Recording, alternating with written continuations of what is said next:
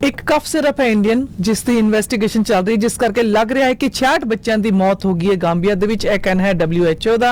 और उन्होंने एक अलर्ट इशू किया है। 4 कफ सिरप्स और कफ एंड कोल्ड सिरप्स है जिहड़े कि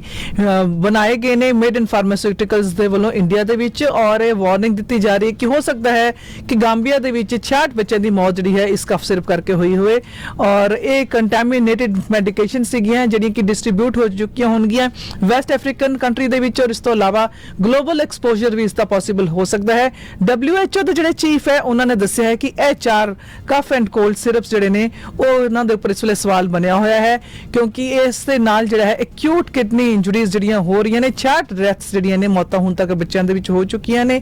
ਔਰ ਇਹ ਜਿਹੜੀ ਹੈ ਕਫ ਸਿਰਪਸ ਦੀ ਜਿਹੜੀ ਹੋਰ ਹਜੇ ਫਿਲਹਾਲ ਇਨਵੈਸਟੀਗੇਸ਼ਨ ਚੱਲ ਰਹੀ ਹੈ ਔਰ ਮੈਡੀਕਲ ਪ੍ਰੋਡਕਟ ਅਲਰਟ ਜਿਹੜਾ ਹੈ WHO ਨੂੰ ਇਸ਼ੂ ਕੀਤਾ ਗਿਆ ਕਿ ਇਹ ਜਿਹੜੇ 4 ਪ੍ਰੋਡਕਟਸ ਹੈਗੇ ਹੈ ਪ੍ਰੋਮੈਥਾਜ਼ਿਨ ओरल सोल्यूशन हैगी है, कोफेक्समेलिन बेबी कफ सिरप हैगी है, make of baby cough syrup है तो मैग्रिप एंड कोल्ड सिरप हैगा और ये जो मैन्युफैक्चरर्स ने इन्होंने हजे तक WHO ਨੂੰ इस इन्हां प्रोडक्ट्स की सेफ्टी या क्वालिटी बारे कोई जानकारी नहीं दी और यह भी कन्फर्म किया जा रहा है कि इन्हां दे विच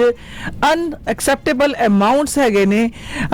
एक डायथिलीन ग्लाइकोल दे और इस तो इलावा एथिलीन